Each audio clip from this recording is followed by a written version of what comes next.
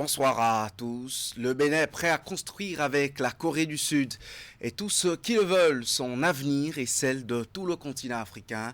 C'est un pays modèle en termes de développement et son assistance est bien utile à l'ère du changement de paradigme vis-à-vis de l'aide au développement. Ce sont là les mots de la vice-présidente de la République au sommet Afrique-Corée du Sud. Mariam Chabi-Talata Zimé-Yerima a délivré son discours hier au cours de cette rencontre à Séoul. Vous en entendrez un bout. Ici au Bénin, l'avenir de la langue française est minutieusement scruté par les jeunes de divers États de la francophonie. C'est la 6e édition du cycle de forums régionaux initiés par l'Institut français pendant 3 jours au Bénin. Le français pour la paix et la coopération focalise les attentions depuis ce matin. En football, des Béninois croient encore en une qualification mondiale 2026. Ils pronostiquent en faveur de l'équipe nationale pour le compte du match Bénin-Rwanda de tout à l'heure à Abidjan. On va écouter ses supporters optimistes et patriotes derrière les Guépas, des Guépas eux, peu performants depuis un bon moment. Pour ouvrir ce journal, ces nouvelles de dernière heure dans la crise Bénin-Niger au sujet du pétrole et du projet de pipeline. Des agents au service des militaires au pouvoir à Niamey se sont frauduleusement introduits sur le site de l'entreprise WAPCO à Semepoji, ici au Bénin. Ils ont dissimulé leur vraie identité en se présentant comme des agents de la structure chinoise en service au Niger. Les investigations sont en cours pour déterminer les motivations réelles de leur intrusion dans un contexte d'informations récurrentes sur la planification d'actes d'atteinte à la sûreté de l'État béninois. Ce sont là les explications fournies ce soir même par le procureur spécial près la Cour de répression des infractions économiques et du terrorisme. Mario Metonou a donné une conférence de presse à Cotonou à ce propos. On y revient dans la suite de cette édition. Je vous le disais il y a un instant, le public sportif de Parakou témoigne de son attachement au Guépard du Bénin, malgré une longue période de tâtonnement marquée par une absence de victoire depuis un an sous la direction de Gernot Rohr. Les supporters de l'équipe nationale béninoise gardent confiance en leurs joueurs. Ils espèrent de bons résultats face au Rwanda et au Nigeria dans le cadre des 3e et 4e journées des éliminatoires de la Coupe du Monde 2026. Avant le premier match à Abidjan, dont le coup d'envoi est dans quelques minutes, 20h précisément ici au Bénin, heure du Bénin. Des soutiens de l'équipe nationale rencontrés ce matin au stade de Parakou se sont exprimés. On les écoute. Je crois que les joueurs aussi savent ce que les supporters attendent. Parce qu'il y a longtemps qu'on a goûté à la victoire. Donc on espère qu'aujourd'hui, qu'il y ait un bon match et que le Bénin gagne le Rwanda. Parce que vous savez, le football actuellement, c'est vrai, tu peux être le meilleur dans tous les compartiments. Si tu n'as pas la chance, tu peux tout faire. Et ne pas marquer. Quand on dit échec, c'est pour mieux se préparer. Le Bénin a déjà fait des échecs. Je pense que ça a permis à nos joueurs de mieux se préparer. Je pense que contre le Rwanda, moi je suis sûr que le Bénin va battre parce que nous sommes déjà confrontés au moins 2 fois déjà les éliminatoires passés. Donc pour cette fois-ci, je pense qu'on ne va pas se laisser faire. Je suis sûr que le match va se solder à 2-0 en faveur du Bénin. Le Bénin, en tout cas, va surprendre quand même. Je dis je vais compter sur le Bénin parce qu'une fois qu'on a perdu 10 fois, ça veut dire qu'on va tout faire pour ne pas perdre 11e fois. Donc ça fait que le Bénin est en train de travailler peut-être au moins pour aller en avant, au moins pour arracher ces points-là dans les mains de Rwanda. Et moi-même, je compte sur le Bénin. Je sais que pour cette fois-ci-là, ça passe ou ça casse. Il faut que le Bénin fasse tout. Moi, si c'est 2 ou bien 3, pour que vraiment la victoire soit vraiment un peu réelle, quoi. Réelle en ce sens que une fois qu'on a déjà des points sur le Rwanda, le reste à venir, même le Nigeria aura peur de nous. Qu'il ait toujours la conscience haute, qu'il garde toujours la conscience haute, qu'ils se disent toujours qu'ils sont des champions. Et nous, on va toujours les soutenir. S'ils perdent, ce n'est pas grave. S'ils gagnent, c'est la victoire pour le pays. S'ils perdent, on les soutiendra. S'ils gagnent aussi, on les soutiendra, on est toujours ensemble. Les Guépards qui jouent tout à l'heure à 20h. Mario Matonou sur ce dernier rebondissement de la crise autour du pétrole nigérien, l'intrusion de quelques personnes encore non identifiées venant du Niger sur le site de l'entreprise WAPCO à Semekoji. Le procureur spécial près la Cour de répression des infractions économiques et du terrorisme s'est prononcé devant la presse ce soir même. On écoute un bout de son point de presse. Le 5 août 2019, la République du Bénin a conclu avec la société West African Oil Pipeline, en abrégé WAPCO, un accord relatif à la construction et à l'exploitation d'un système de transport des hydrocarbures par pipeline. Cet accord, qui vient à la suite de diverses conventions passées avec la République du Niger, définit les conditions de construction et d'exploitation du pipeline devant permettre l'acheminement vers les marchés internationaux du pétrole brut du Niger par les côtes béninoises. L'article 29.6 de l'accord prévoit que l'État béninois autorise les autorités publiques nigériennes à accéder au compteur du terminal si, dans le terminal de la société WAPCO Bénin, à Semekoji. Le 3 juin 2024, le ministre de l'Énergie, de l'Eau et des Mines de la République du Bénin a confirmé à l'administrateur général de WAPCO Bénin l'engagement de la partie béninoise à respecter les accords conclus, mais a clairement indiqué que pour des raisons de sécurité, elle procéderait de manière encore plus avisée à la vérification de l'identité des personnes devant accéder au site. Dans la soirée du mercredi 5 juin 2024, des informations de sources dignes de foi qui me sont parvenues ont fait état de ce que des personnes se sont frauduleusement introduites sur le site de la station terminale de WAPCO Bénin à Semekoji. Des investigations menées sur place. Il ressort ce qui suit. 5 ressortissants nigériens se sont introduits sur le site sans décliner leur identité. Au lieu d'emprunter l'entrée principale et de s'enregistrer à la guérite, ces personnes ont préféré utiliser une entrée dérobée située à l'arrière du site.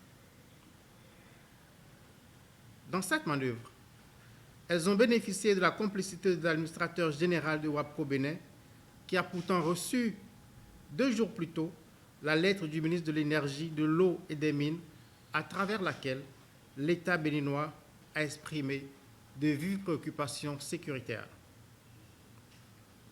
Pour justifier cette entrée frauduleuse sur le site, les intéressés ont indiqué tous être des employés de WAPCO Niger dont ils arborent les badges et précisé qu'en cette qualité, ils n'avaient pas l'obligation de s'enregistrer à la guérite. Une telle justification est inopérante en raison de la sensibilité du site. À l'étape actuelle, l'enquête a formellement établi qu'au moins 2 parmi ces personnes sont des agents nigériens au service du Conseil national pour la sauvegarde de la patrie CNSP. Ces personnes se sont fait confectionner pour la circonstance de faux badges d'employés de WAPCO Niger. Les investigations se poursuivent pour déterminer les motivations réelles des mises en cause, dans un contexte où des informations récurrentes font état de la planification d'atteinte à la sécurité de l'État du Bénin. Je ne manquerai pas, s'il y a lieu, de vous apporter de plus en plus d'informations sur l'évolution de cette enquête. Mario Matonou, procureur spécial près la Criette. La vice-présidente de la République prend part au tout premier sommet Afrique-Corée du Sud de l'histoire. Mariam Chabi Talata Zimé Riba est à la tête de la délégation du Bénin à cette rencontre ouverte mardi dernier en présence des gouvernants de 48 pays du continent. Un sommet qui tient à redynamiser les relations politiques et économiques entre ce pays d'Asie et l'Afrique. Des accords bilatéraux entre les États africains et le pays du matin calme sont prévus. Séoul s'intéresse aux minéraires du continent, l'énergie et les infrastructures. En contrepartie, la Corée promet un transfert de compétences et des facilités dans les domaines des technologies de pointe et de l'agriculture. Une idée que le Bénin épouse entièrement. Vous l'entendez dans le discours de la vice-présidente à l'occasion. Le pays est passé du sous-développement au développement et à la prospérité. Ce changement de statut ne s'est pas opéré ex nihilo.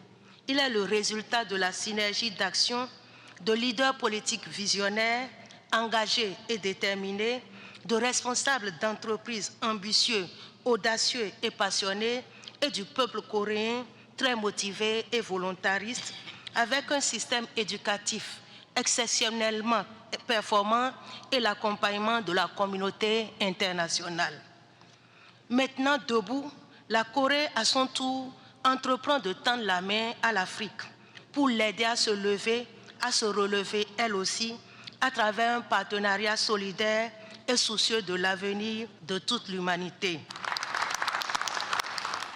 Elle a compris, la Corée, que l'Afrique n'a pas besoin de charité sporadique, mais d'accompagnement.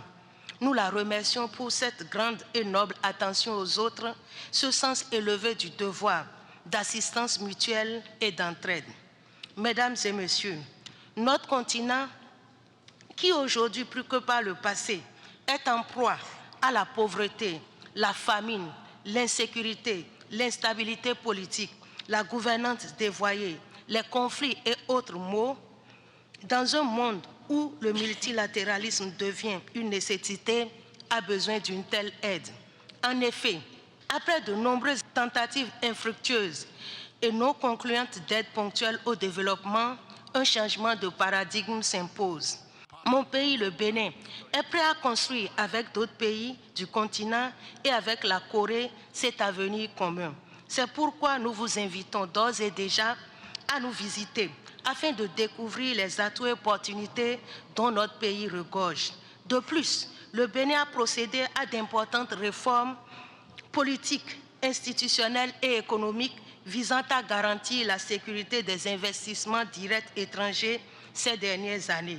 De notre côté, nous savons dans quel domaine nous brûlons d'impatience de cheminer avec la Corée. Ce qui particularise le monde actuel, c'est la communauté de destin des peuples. Cette communauté de destin nous oblige à ne pas rester indifférents à la misère des autres, car leur chute entraînera la nôtre. Après la coopération internationale, parlons intégration sous-régionale. Comment les innovations technologiques peuvent-elles contribuer à renforcer la paix dans la région? C'est la question au cœur d'un sommet qui réunit les jeunes des États membres de la CEDEAO à Accra, au Ghana. La rencontre est organisée par la Direction des affaires politiques, paix et sécurité de la Commission de la CEDEAO. Elle permet de mieux impliquer la jeunesse dans la conception des stratégies de paix au sein de l'espace communautaire dans les pays, notamment dirigés par les militaires. Les travaux du sommet se sont ouverts hier. Le point avec Idrissou Boukari. Nigeria precisely. One major cause of conflict is ethnicity and land. Depuis Accra, la capitale de la République du Ghana, la jeunesse ouest africaine prend la parole pour mieux se faire entendre. À l'initiative de la Direction des affaires politiques, paix et sécurité de la Commission de la CEDEAO, avec le soutien de ses partenaires, le sommet 2024, la voie des jeunes pour le changement, l'innovation numérique, inclusion, croissance économique régionale, paix et sécurité en Afrique de l'Ouest, s'ouvre ce mercredi 5 juin 2024.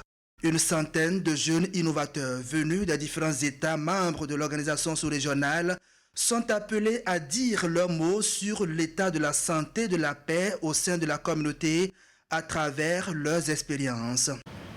This summit will no doubt provide a valuable platform for enhancing dialogue, fostering innovation, amplifying youth voices, facilitating action, and shaping global impact, as your perspectives will be crucial in shaping Africa's position for the upcoming Summit of the Future and the pact for the future, creating a network of youth innovators across West Africa to promote the implementation of national action plans on United Nations Security Council Resolution 2250 and prevent conflicts and violence. This summit is in tandem with the key priorities of ECOWAS Vision 2050, particularly its Aspiration 3, which focuses on governance, security, and peace, as well as Aspiration 4, that deals with transformation, inclusive and sustainable development. It also sits squarely with the African Union's Agenda 2063, Aspirations 1, 3, 4, and 6, which emphasize the importance of involving young people in driving positive change. These aspirations are at the heart of our shared existence and our common development goals. L'objectif de ce séminaire est de promouvoir le dialogue et la collaboration entre les jeunes, les gouvernements et les experts sur la contribution de la technologie numérique dans la prise de décision, notamment dans les processus de transition au Niger, au Burkina Faso, au Mali et en Guinée. Ce sommet est une véritable opportunité pour les jeunes qui y prennent part. Je m'attends aux sorties de ce sommet, être informé de toutes les innovations possibles qui pourront contribuer à l'autonomisation de la couche juvénile qui est la jeunesse dont l'Afrique a au moins plus de 50% de sa population jeune. Et je pense que les conclusions, comme je l'avais dit dans mon intervention, les conclusions de ce forum doivent être vraiment un document de plaidoyer qui peuvent être institués auprès des États de la CEDEAO pour que ça puisse être vulgarisé et prendre en compte les questions des jeunes sur les questions de l'innovation. C'est un sommet très important pour les jeunes parce que là où on parle du numérique, les jeunes africains sont très friands dans tout ce qui est numérique. Donc regrouper ces jeunes de la CEDEAO autour de ce thème, voir comment est-ce qu'on peut utiliser le numérique pour participer aux questions de paix. Pour nous, c'est une très belle rencontre et nous espérons vraiment qu'après cette rencontre, nous sortirons galvanisés, nous aurons des outils nécessaires pour pouvoir mieux utiliser le numérique dans nos pays en tant que leader. Le rendez-vous d'Accra est également un socle d'un partenariat durable pour le financement, le mentorat et l'émergence des innovations digitales des jeunes pour le développement socio-économique de la région. Le forum des partenaires, les communications, des panels de discussion, le suivi des principales réalisations du sommet de 2022 vont meubler les 48 heures que vont durer les assises d'Accra. Le projet d'appui à la réglementation pharmaceutique en Afrique de l'Ouest et du Centre, RegPharma, a été lancé à Cotonou ce matin. Il est mis en œuvre par l'Agence française de développement à travers Expertise France pour une période de 4 ans. Son objectif est de renforcer l'accès à des médicaments, vaccins et autres produits de santé en quantité et en qualité. Ingrid Day. Pharmaciens et autorités à divers niveaux, ils sont les premiers témoins de ce programme conçu pour faire face à l'impérieuse nécessité de disposer de systèmes de réglementation efficaces en Afrique. À travers ces 3 composantes, axées sur la réglementation, la régulation et les ressources humaines, le projet d'appui à la réglementation pharmaceutique en Afrique de l'Ouest et du Centre ambitionne d'améliorer l'accès des populations à des produits de santé de qualité, sûrs et efficaces. Le Bénin, comme beaucoup de pays de la région africaine de l'OMS, essaie de lutter pour parvenir à un niveau de maturité réglementaire pharmaceutique pour ensuite s'investir dans la production locale des produits de santé. En renforçant les capacités des autorités nationales de réglementation pharmaceutique, RegPharma vise à élever nos standards, à assurer que chaque médicament qui atteint les pharmacies et nos hôpitaux répond aux normes les plus exigeantes. Élaboré sur une période de 4 ans, RegPharma a pris corps grâce à l'appui technique et financier de l'Agence française de développement. Le projet est mis en œuvre par Expertise France sous financement de l'AFD à hauteur de 3,3 milliards de francs CFA. La France soutient aussi cette volonté d'amélioration de la gouvernance du secteur pharmaceutique, en particulier dans l'UMOA et la CEMAC, pour sécuriser le marché régional des produits de santé et que ce marché soit plus attractif pour mobiliser des investisseurs et de nouveaux opérateurs dans le secteur pharmaceutique. Cette sécurisation et cette amélioration de la gouvernance passe par la mise en place d'un cadre juridique harmonisé au niveau de l'Union africaine, mais aussi au niveau régional de la CEDEAO et de la CEMAC. En choisissant donc d'accompagner prioritairement les agences du médicament du Bénin et du Gabon pour l'atteinte du niveau de maturité 3 dans les domaines de l'inspection du système de réglementation de l'enregistrement, ainsi que sur 2 domaines support, le projet Reg Pharma confirme son alignement aux priorités des pays et sa volonté de combler les gaps en matière d'expertise et de financement de la mise en œuvre des activités y afférentes. Reg Pharma est un projet ambitieux en termes de moyens et de projection. Entre autres retombées, sa mise en œuvre va permettre d'asseoir une plateforme dématérialisée pour des échanges d'informations entre les États membres sur les dossiers d'autorisation de mise sur le marché et rapports d'inspection de fabricants. Les jeunes venus de plusieurs pays d'Afrique et d'Europe échangent sur l'avenir de la langue française à Cotonou. C'est à l'occasion du 6e cycle de forums régionaux initiés par l'Institut français qu'ils questionnent le futur de cette langue utilisée par plusieurs pays africains. À l'issue des 3 jours de dialogue, ils entendent proposer des solutions pouvant faire valoriser davantage le français comme langue de la paix et de la coopération. Le lancement des activités du forum a eu lieu ce matin même à Cotonou, au Palais des Congrès. Clément Achadé.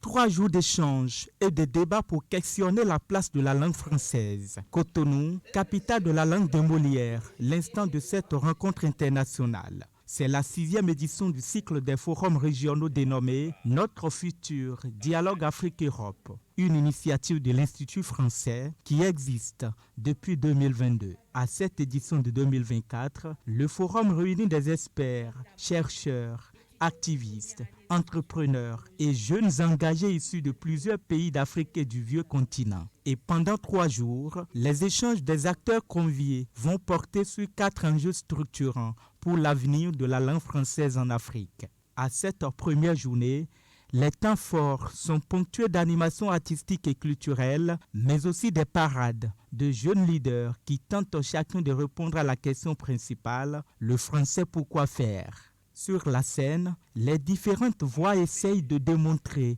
l'utilité de la langue française.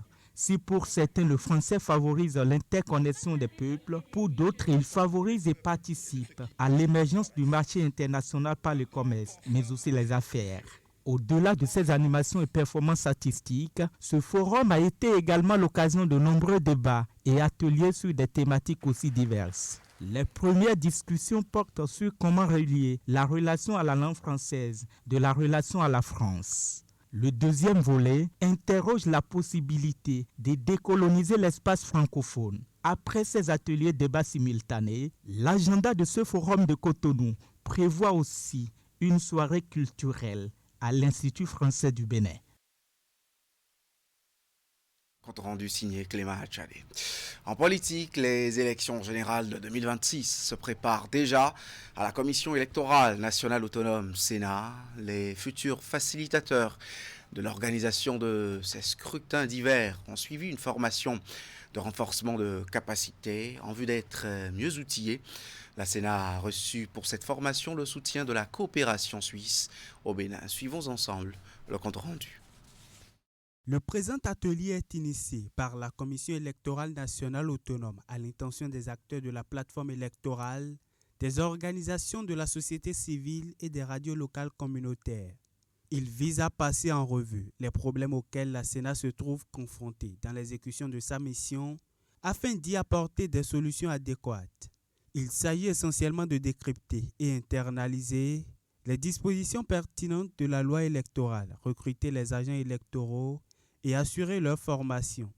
Et cette communication présente sur la plateforme électorale des organisations de la société civile permet de mieux comprendre le diagnostic posé par l'institution, Ce TTF permettra de générer une masse critique de grands formateurs qui viendra renforcer le nombre d'experts déjà disponibles.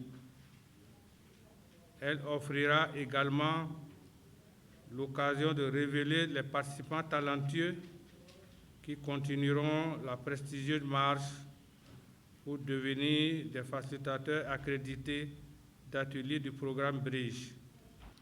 Dans le cadre de l'encadrement de ces acteurs, de ces agents électoraux, il était apparu nécessaire de pouvoir mettre en place un vivier de formateurs, de facilitateurs capables d'accompagner ces agents électoraux à jouer pleinement leur partition dans le cadre de la tenue des élections dans notre pays. Au menu de cette rencontre, le renforcement des capacités des acteurs importants intervenant dans la chaîne de coordination des opérations électorales. Pour atteindre pleinement ces objectifs, l'institution en charge de l'organisation des élections reçoit l'appui technique et financier de la coopération suisse au Bénin à travers la phase 2 du programme redevabilité qui arrive à terme cette année. Pour renforcer les compétences et la confiance des acteurs du processus électoral, pour accroître la sensibilité aux outils et ressources disponibles pour la construction et la maintenance d'une culture électorale durable et pour encourager une culture de partage des informations et des expériences, la formation Bridge, Building Resources in Democracy, Governance and Elections, a été retenue au profit des principaux acteurs électoraux du Bénin, futurs formateurs du personnel électoral de qualité dans le cadre des prochaines élections générales de 2026. Les travaux de cette session de formation durent 10 jours, de véritables échanges à l'issue desquels un vivier d'agents électoraux qualifiés devra être formé afin d'accompagner le processus électoral, ce qui marquera le début de la phase 3 du programme de coopération suisse au Bénin. À Ouida, cette fois, l'arbre devant la maison des Tchatcha s'est effondré dans la nuit de dimanche dernier dans des circonstances mystérieuses. Des polémiques enflent autour de la chute de cet arbre, vieux de l'époque de la traître négrière et grand attrait touristique de la ville de Ouida. Une équipe de notre rédaction est allée faire le constat. Voici le reportage. Le voici couché sur les pavés. Cet arbre sacré de Ouida, vieux de plus de 300 ans, est ici allongé sur la place Tchatcha, récemment baptisée place aux enchères, en raison du commerce des esclaves qui s'y développait. On a été surpris depuis avant-hier et ça donne à réfléchir. Nous nous sommes concertés. Qu'est-ce qu'il faut faire? C'est un incident annonciateur. Ça peut avoir de bonnes idées, mais là, ce que nous avons vu physiquement, ce n'est pas bon. C'est un grand arbre vieux de plusieurs années qui s'est écroulé en se scindant en deux.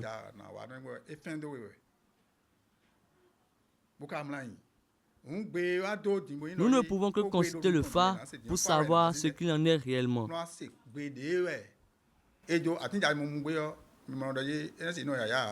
Il y a eu pluie à partir de 9h jusqu'à midi par là.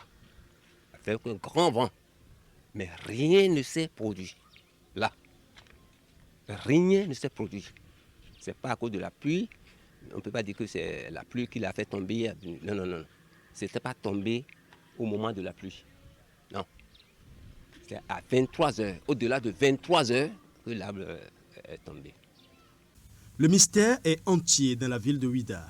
Sans pluie et sans vent violent, l'arbre s'est fendu en deux le long de son tronc et a même repoussé une bonne partie de ses racines hors du sol. Un présage pas du tout rassurant pour les dignitaires, même s'ils attendent la consultation de l'oracle pour en savoir davantage. L'arbre est fendu en deux. La branche, un côté de la branche est tombé sur le portail même du palais Singomé.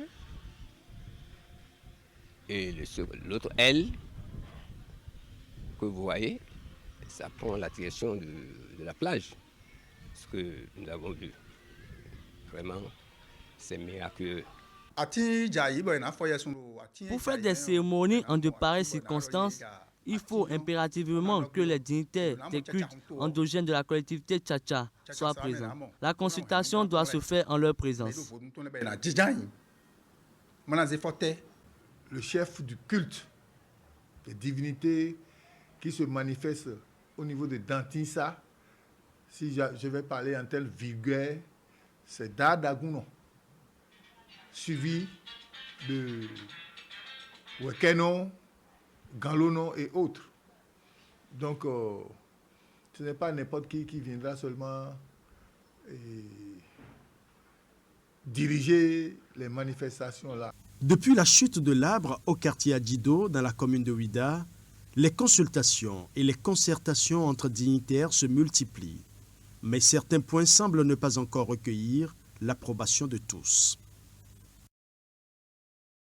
À Ouida, la ville qui a abrité cette semaine un atelier de formation initié par le ministère des Enseignements secondaires, techniques et de la formation professionnelle. C'est à l'endroit et au profit des enseignants de la spécialité mécanique automobile sur un thème d'actualité.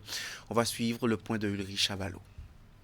Renforcer les capacités techniques de ces formateurs et enseignants de la spécialité mécanique automobile, c'est l'objectif de cet atelier de formation démarré ce mardi 4 juin 2024 à Parakou. La salle de conférence du collège privé d'enseignement technique Don Bosco sert de cadre à cette activité prévue pour durer 4 jours. Une quinzaine de participants venus des lycées techniques et professionnels du Nord comme du Sud prennent part à cette rencontre de renforcement des capacités. La stratégie nationale de l'enseignement et la formation technique et professionnelle prévoit d'instituer dans le système la professionnalisation des formateurs des établissements de l'ETFP.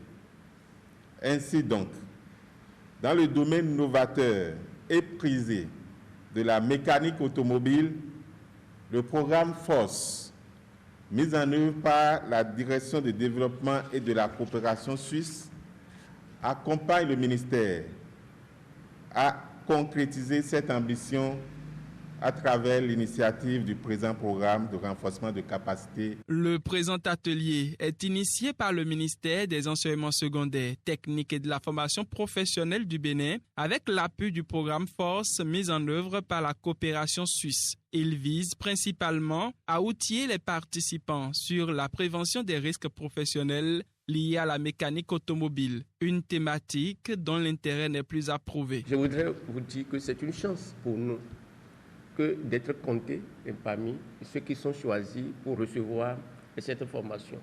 Parce que c'est une formation de qualité qui va être donnée.